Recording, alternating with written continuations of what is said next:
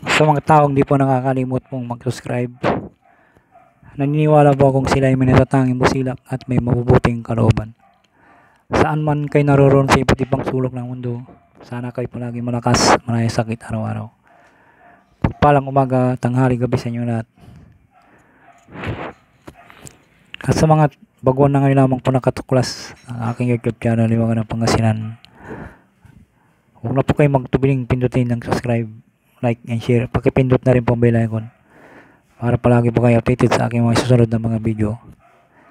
Pagkakalog ko po at ituturo ko po sa inyo lahat na aking manalalaman na panggamot sa spiritual at physical na karamdaman at lahat mga panggamot na mga orasyon na dito po lamang matutuklasan sa Liwangan ng Pangasinan. Kaya tandaan na at pakaingatan po lamang. Gamitin po lamang sa kabutihan, huwag sa kasamaan. Gamitin upang makatulong sa mga taong nangangailangan at huwag pong ipagyabang. At palagi po ninyong isa puso't isipan at manatiling magpakumbaba sa isa't isa, magtulungan, magbigayan, higit sa lahat magmahalan. At huwag mong makalimut pong tumulong sa mga taong hiniga po sa hirap ng buhay. At ito'y napakalaking kayamanan sa langit sa pagtulong sa kapwa. Hindi matutumbusan sino man. Kaya ang Diyos na pong bahalang magsusukli sa lahat po ninyong mga ginagawang mga kabutihan. At ipagkakaloob sa inyo lahat ng siksik, digdig at tumapaw na pagmamahal ng ating Diyos na makapangyarihan sa lahat. Shoutout po sa inyo lahat. Shoutout po. Shoutout po kay Belindo Palisok.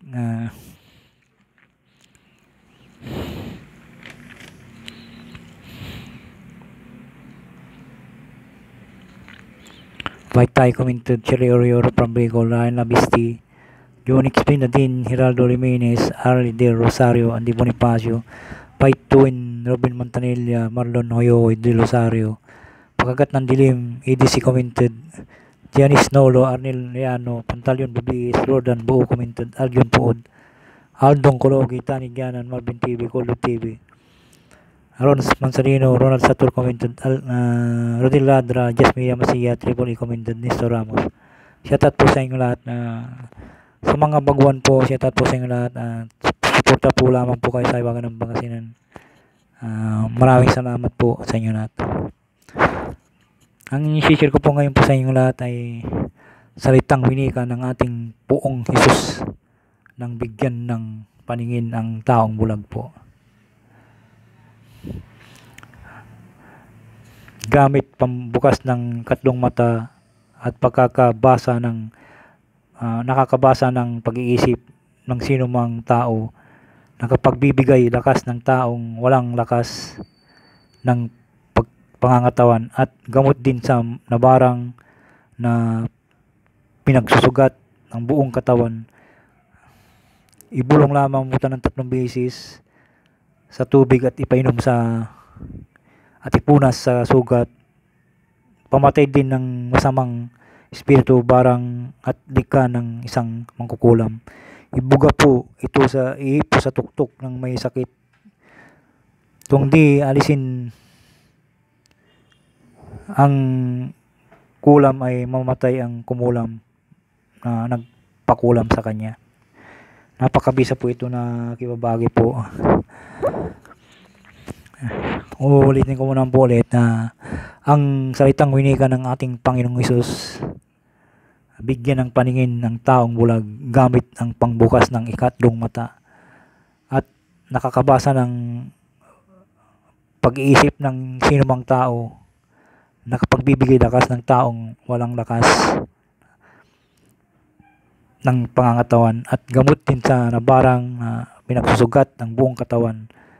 Ibulong lamang po ng 3 beses sa kumukulong tubig at ipainom at ipunas sa sugat.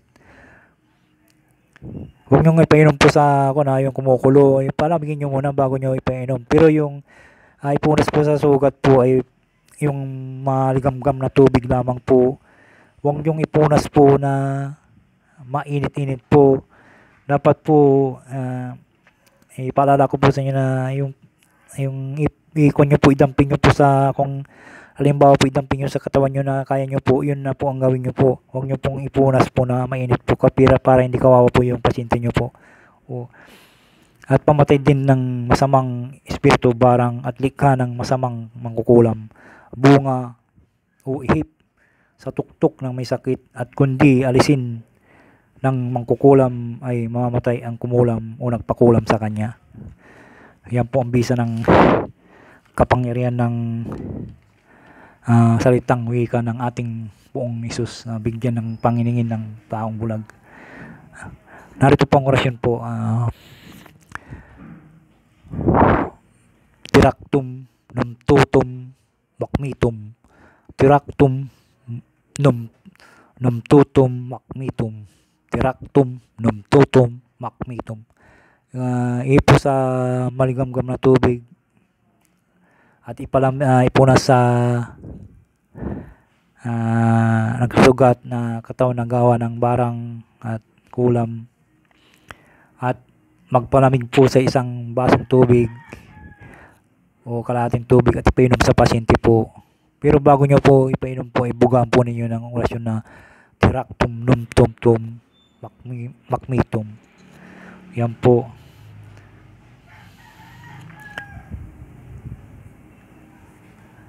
Napakabisa po na orasyon po yan na aking ibabagi po sa inyo. Salin po lamang kung 3 beses po.